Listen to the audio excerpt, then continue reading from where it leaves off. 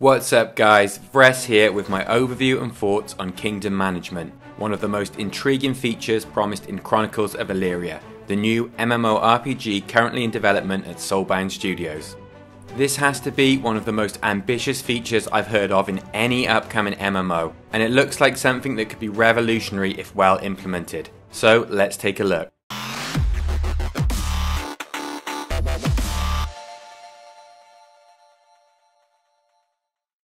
First up, let's take a look at what kingdom management actually means in Chronicles of Elyria, and why the developers call it a kingdom management game rather than just a standard MMO. Essentially, there'll be a political hierarchy in place, and within that hierarchy, players will be able to hold positions such as Baron, Duke, Duchess, and even King or Queen. However, unlike the titles given in many other games, these titles will actually give the player the responsibilities associated with their status. For example, a player may end up controlling vast areas of land, presiding over criminal trials and levying taxes on the population. In the case of some of the grander titles such as King or Queen, they'll preside over entire kingdoms. It's definitely worth mentioning that these titles will initially go to some of the bigger contributors on Kickstarter. This may seem like an enormous advantage, and in some ways it will be. They'll name the territories and set the original laws among other things, and fair play to them, the game wouldn't be possible without their contributions. However, the entire point of the nobility system is that it will be dynamic. Kingdoms will rise and fall, and those of us who will not be born into the nobility will have our chance to conspire and plot, and perhaps even usurp the throne. So, which titles are available? So far we're aware of the following: the Mayor, who will control a town; the Baron or Baroness, who will control a barony; the Count or Countess, who will control a county; the Duke or Duchess, who will control a duchy; and finally the King or Queen, who will control an entire kingdom. Each server will consist of 3 to 5 kingdoms, around 32 duchies and around 1,000 counties, which will in turn contain any number of different sized cities, towns and villages. So, by the sounds of it, the world in Chronicles of Elyria is going to be absolutely enormous. How do you gain such a title? Well, there are a number of ways in which you can do this. Firstly, you can marry into a family. For example, you could marry a count and would therefore become a countess.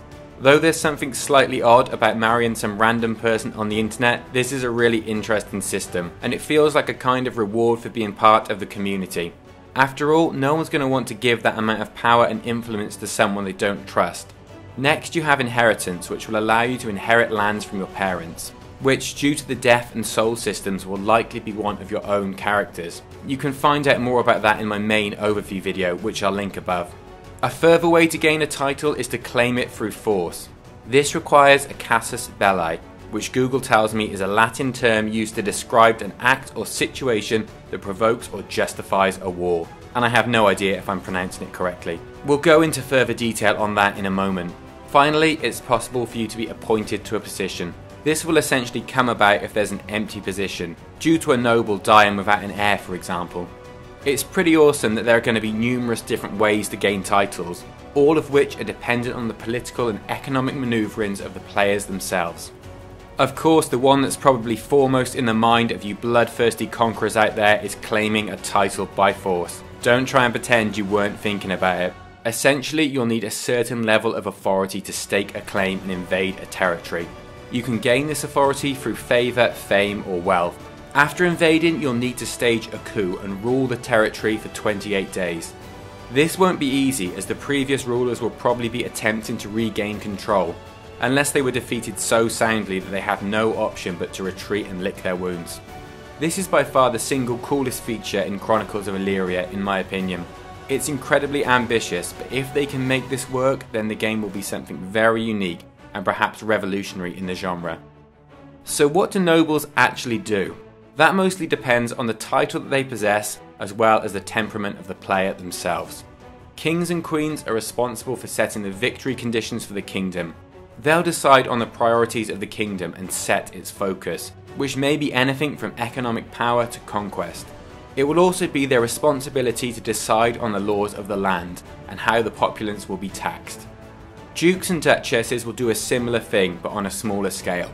They'll enforce the king or queen's laws within their own duchy and are responsible for making sure that the taxes are paid to the crown. They'll also be responsible for the defence of their territory and the levying of troops for the king's army in times of war. Counts and countesses are responsible for managing the land and resources in their county. This includes building up settlements, selling parcels of land to other players, enabling research and enforcing laws and taxes. Mayors and barons will perform a similar role, but again on a smaller scale. They'll be responsible for organising defences, managing the land and enforcing laws and taxes.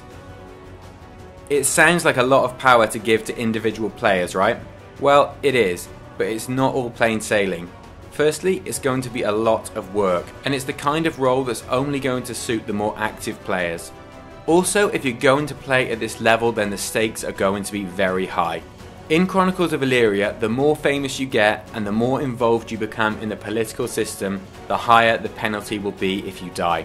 The death toll for a king will be much more impactful than the death toll for a lowly peasant. Again, see my overview video to understand more about the death toll. I feel that this design decision is actually quite masterful and makes a lot of sense. In the real world, the death of a king would have a much wider reaching impact than the death of, say, the local baker. If the king just keeps respawning with no consequence, then there's a lot less opportunity for the political landscape to shift, and the world could become stagnant, which would essentially kill a game like Chronicles of Elyria, as the dynamic systems are essentially the entire draw of the game. In summary, I'm really impressed with the thinking behind kingdom management. The system won't come without its challenges, of course. Firstly, the majority of people will not get to hold these prestigious titles and will end up spending their days as a farmer or common soldier, which I personally think is great. It's a meritocracy after all. It's very unlikely that I will ever find the time to become a count or a king, but I'm happy to know that those who put in the time and effort will be rewarded.